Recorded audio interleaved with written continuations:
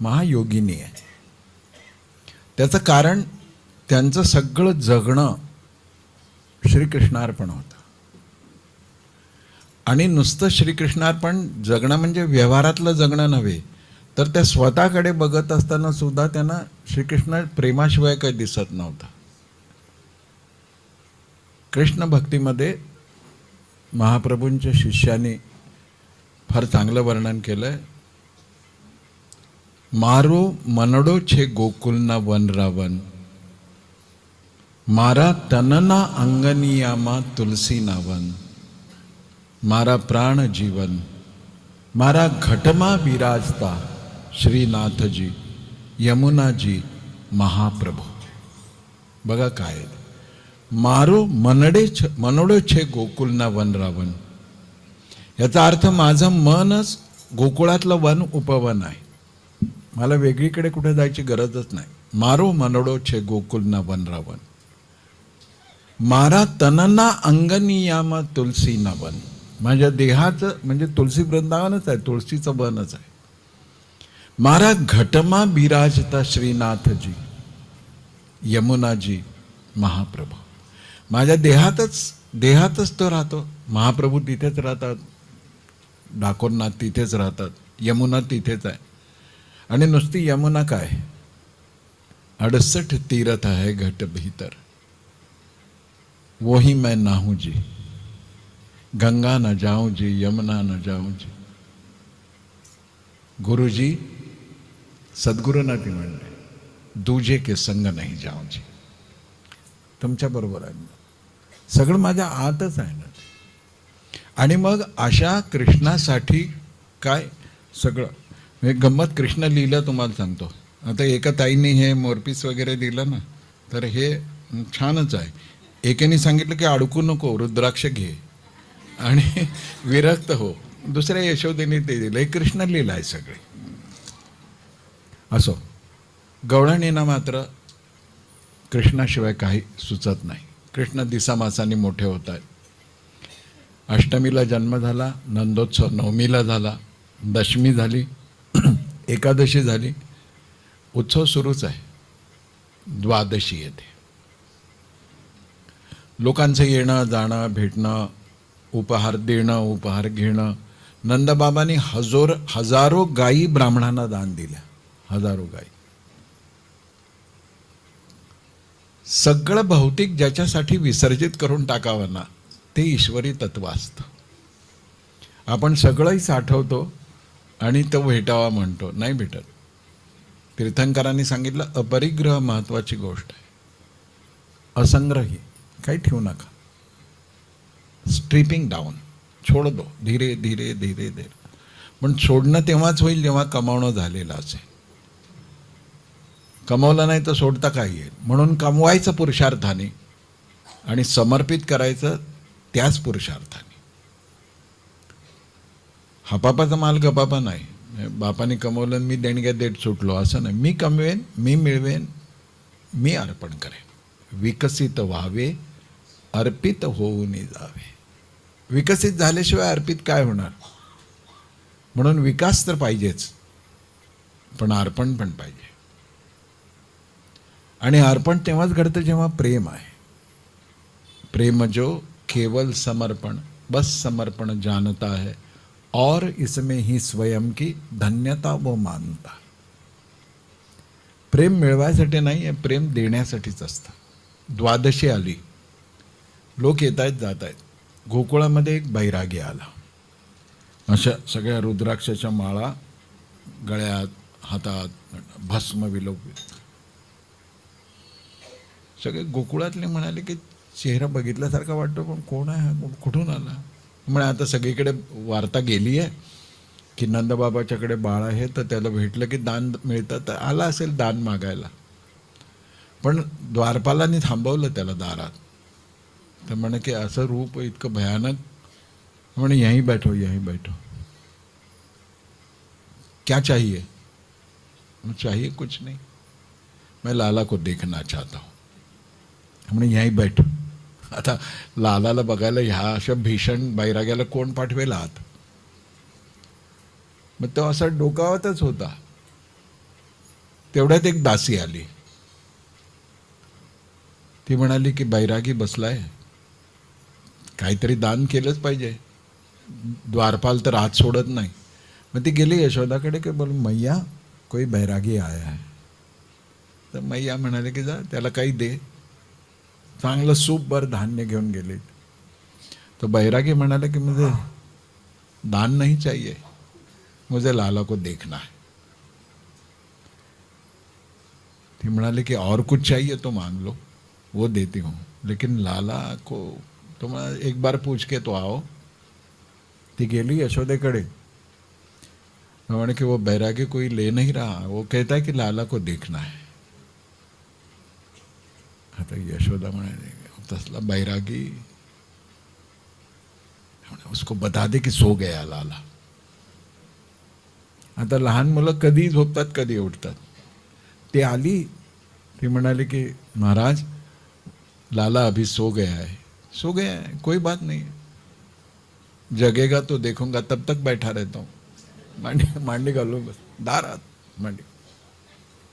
ती गेली परत. वो मान नहीं रहा, बोले बड़ा हाठी दिखता है. वो बैठ गया, पालती मार के बैठ गया. अभी क्या करना. तेवढे थे रडले महाराज.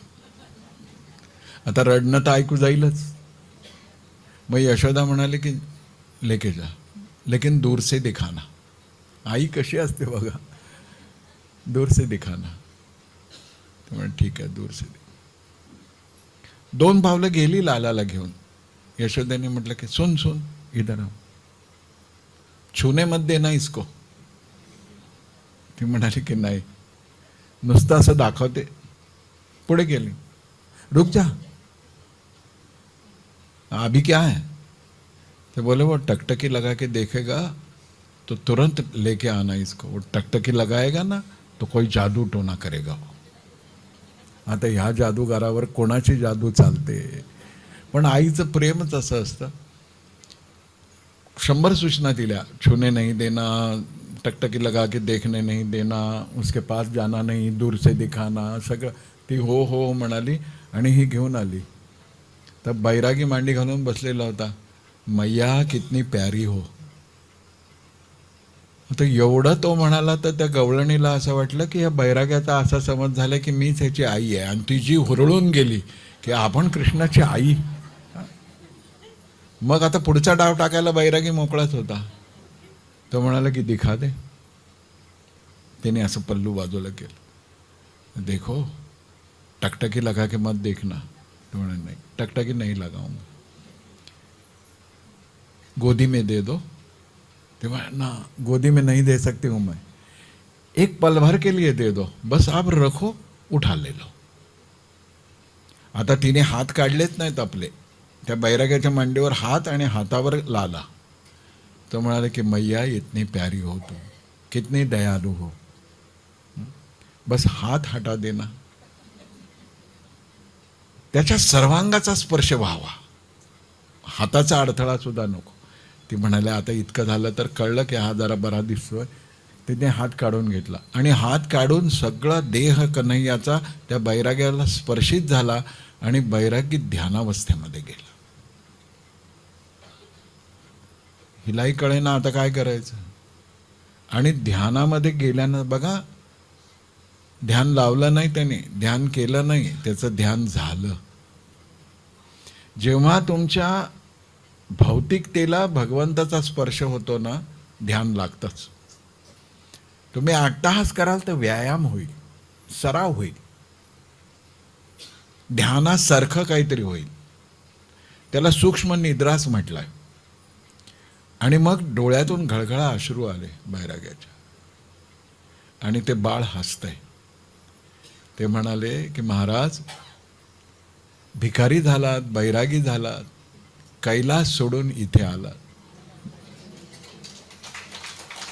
साक्षात शिवशंकर त्या बालरूपाचं दर्शन घ्यायसाठी नंदबाबाच्या दारात भिकारी बनवून आले, बैरागी बनवून आले. तर सामान्य माणसाची अवस्था काय. बरं केवळ हे कृष्णावतारात झाले अशातला भाग नाही. जेव्हा अयोध्याजीमध्ये रामलला प्रकट झाले तेव्हा सुद्धा सगळे बघत होते. तर भगवान शंकरांनाही वाटलं की आपण जावं, पण अयोध्येचा तर पहारा कडक होता.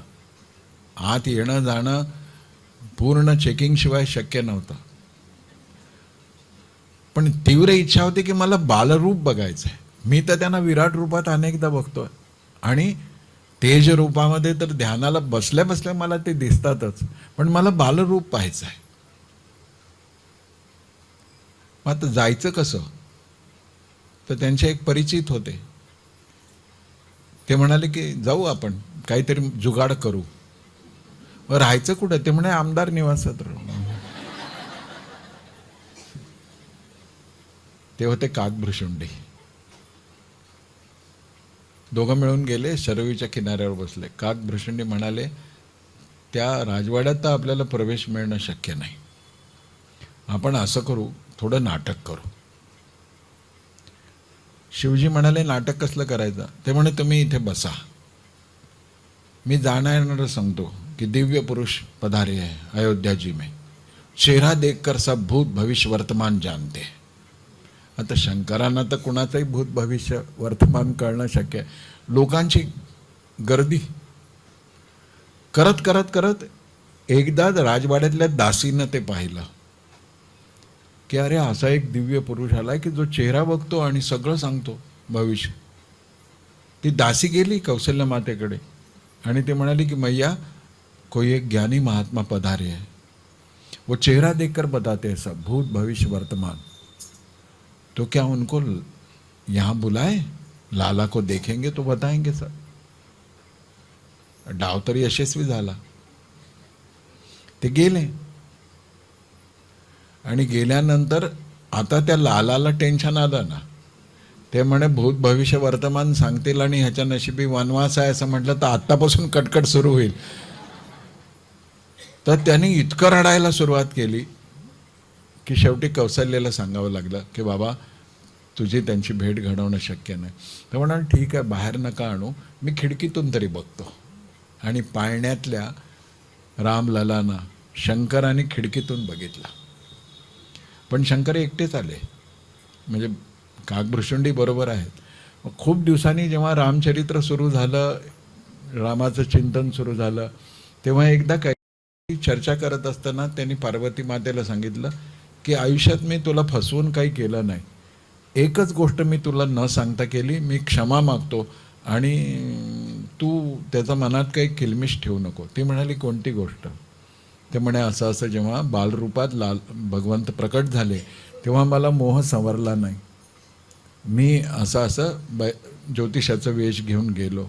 हो का? म्हणे तू रागू नको हां, पण मी कधीच तुला फसवलं नाही, एवढ्या बाबतीत मी फसवलं. ती म्हणाली, द्यानं सोडून. ते म्हणे, असं नाही, तू सांग मी रागवले नाही. ऐकताय ना पुरुष मंडळी, शंकर सुद्धा बायकोच्या रागाचं टेन्शन घेत होते की नाही. तर ते म्हणाले, मी नाही रागवले. म्हणा, असं कसं काय शक्य आहे? ती म्हणाली, खरंच भोळे आहात तुम्ही. ते म्हणाले, का? तुम्ही त्या महालापर्यंत कसे काय गेला तो? ते म्हणाले, ते एक दासी होती. ती दासी कोण होती माहिती? मीच होतो. तुम्ही तर बाहेरून पाहिलं, मी तर आतून पाहत होती. हा प्रेमाचा मामला आहे, वाल्मिकी रामायणात नाही, पण प्रेमाचा मामला आहे. तर बैरागी गेला.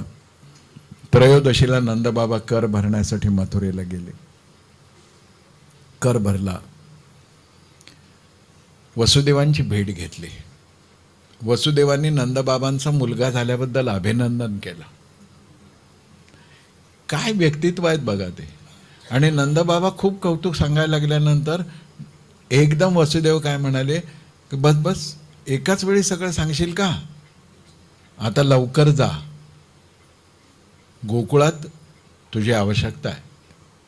याचा अर्थ गोकुळात येत असलेल्या येऊ शकणाऱ्या संकटाविषयी वसुदेव चिंतित होते, कारण का वसुदेवांचा रक्तमासाचा अंश आहे तो लाला. त्यामुळं मन सांगतच ते. चतुर्दशी आली. एक सुंदर स्त्री नटून थटून यशोदेला भेटायला आली. अलंकार वगैरे देखणे, सुंदर रूप घेऊन आली. आणि ती रोहिणीला आणि यशोदेला म्हणाली, किती कराल ग? हे वाक्य बायकांना फार आवडतं. किती करता ना तुम्ही? ती दिवसभर टी व्ही बघत असो, पण म्हटलं हे वाक्य की तिला असं वाटतं, धन्य धन्य स्त्री जन्म माझा सार्थक झाला. कोणीतरी मग नुसता चहा द्यायलाही तयार नसलेली पोहे खाऊन जा म्हणते. किती करता ना तुम्ही? सगळ्यांचं सगळं करतात. दीर म्हणत नाही, नणंद म्हणत नाही, जाऊ म्हणत नाही, सासू म्हणत नाही, सगळ्यांचं सगळं केलं तुम्ही.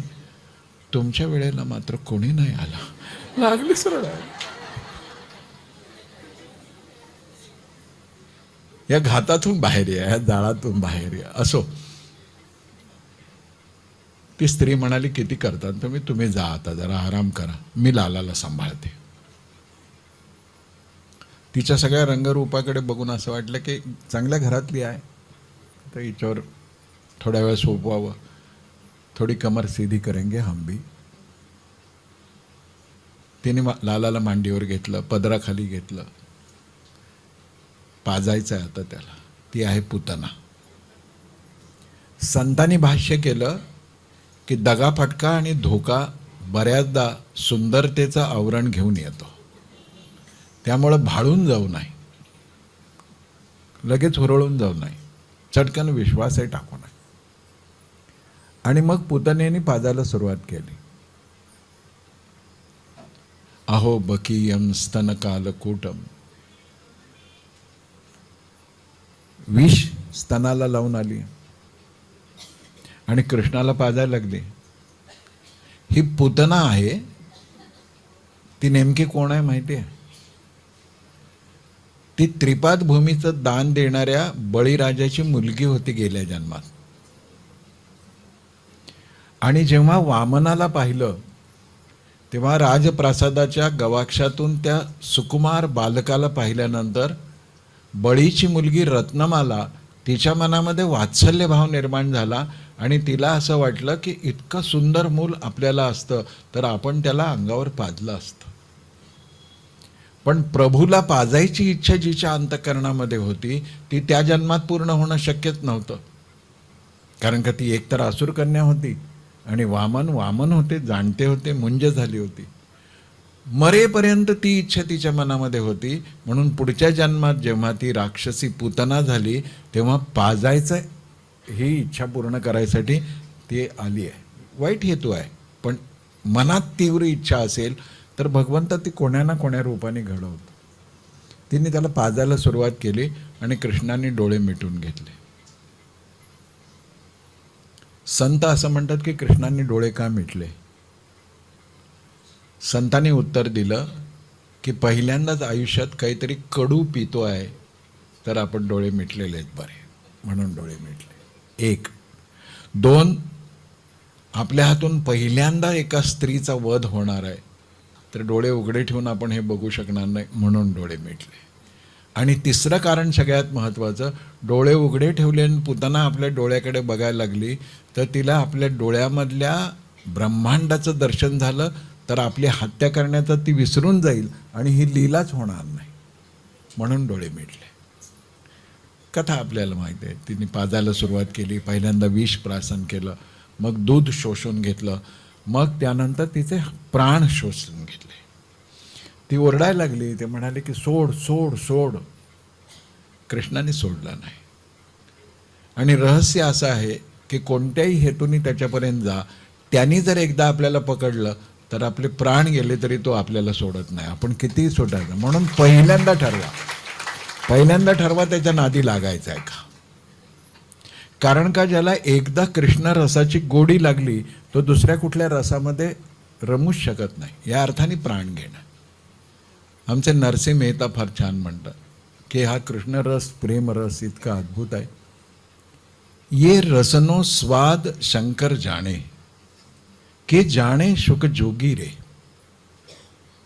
ये रसनो स्वाद शंकर जाणे के जाणे शुक जोगी रे. कई एक जाणे व्रजने रे गोपी भणे नरसैया भोगी रे. ये रसनो स्वाद म्हणजे प्रेम रसनो स्वाद. કોણ જાણે છે? वैराग्य मूर्ती ज्याची आहे किंवा जो वैराग्यामध्ये परिपूर्ण विरक्त आहे, शंकर जाणे. शंकरांनी इतकं वैराग्य कोण आहे की जाणे शुक जोगी रे, बीजा कोई होय तो शुक जोगी. एक तो शंकर भगवान, बीजा शुक जोगी वैराग्य. त्रीजा कई एक जाणे ब्रजनी रे गोपी. कळतंय? व्रजभूमीतल्या गवळणींना कळू शकतं. एक तर शंकराला कळतं, एक तर शुकदेवांना कळतं, किंवा एकदम आमच्या गवळणींना कळतं. का तर त्या संसारात असूनही विरक्त आहे.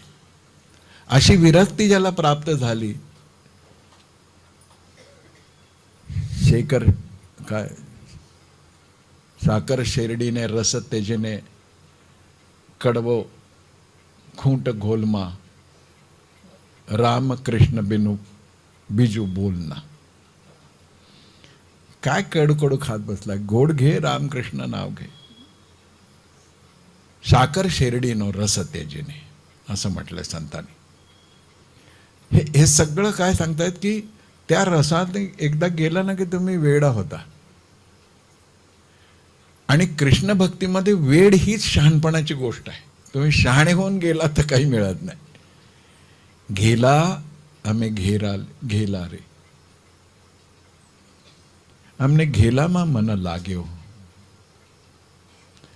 जो रस देव देवीने दुर्लभ, वो रस घेला मानो.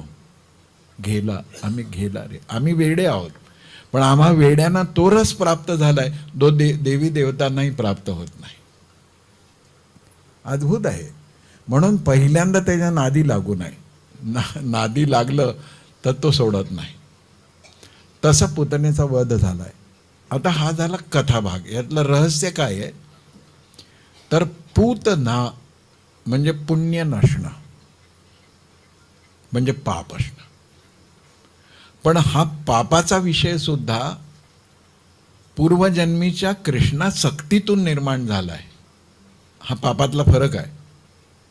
आणि मग कृष्णाने प्राण शोषून घेतल्यानंतर ती पडते, ती मूळ रूपामध्ये येते, धिप्पाड असते, सगळ्या गवळणी धावून येतात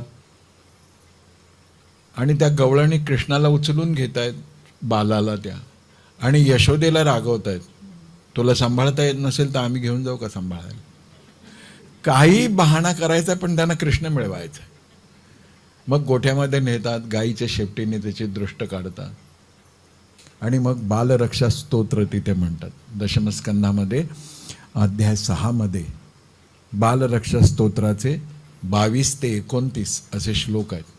घरातल्या लहान मुलाला जोजवताना, थापटताना, सांभाळताना हे श्लोक अकारण सकारण कसे आहेत म्हणत राहावं. रामरक्षा म्हणताना जसं त्याच्यामध्ये एक रामकवच येतं ना, ते रामकवच म्हणताना लहान मुलाच्या त्या त्या अवयवाला स्पर्श करावा. शिरो मे राघव पातु, भालम दशरथात्मजा, कौशल्यो दृशो पातु, विश्वामित्र प्रिय श्रुती, घ्राणम पातु मखत्राता, मुखम सौमित्रवत्सलम, जिह्वाम विद्यानिधी पातु, कंठम भरत वंदिता. कुठपर्यंत?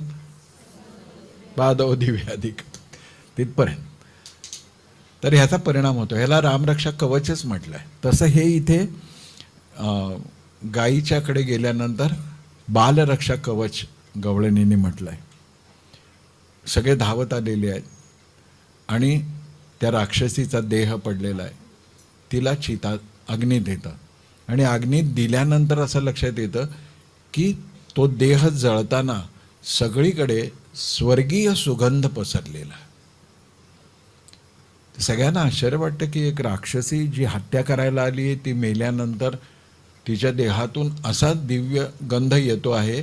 हा गंध फक्त दिव्य गती प्राप्त झालेल्यांनाच येतो. मग ही मारायला आलेली हत्यारी, हिला दिव्य गती कशी काय प्राप्त झाली असा प्रश्न सगळ्या गोकुळवासियांना पडतो. संतांनी त्याचं उत्तर दिलंय की मारण्याच्या हेतूने का असेना, क्षणभर जिने मला स्तनपान करवलं ती माझी आई झाली की नाही. तर माझी आईलाच दिव्य गती प्राप्त होत नसेल तर विश्वाला मी दिव्य गती काय देणार, म्हणून तिला दे. इतकं उदार आहेत, इतकं उदार. पण पण आपल्यासाठी यातलं रहस्य काय आहे तर पुण्य नसणं हीच भक्तीतली पहिली पायरी, पाप नसणं हीच भक्तीची पहिली पायरी आहे. म्हणजे आपल्याला कोणत्याही कारणाने वृत्तीत पाप येऊ देता कामा नये.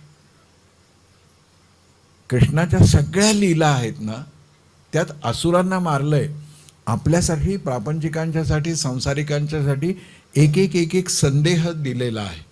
आणि तो संदेश काय आहे तर या दुर्गुणांना तुम्ही टाळा, तुम्ही जगद्गुरू व्हाल.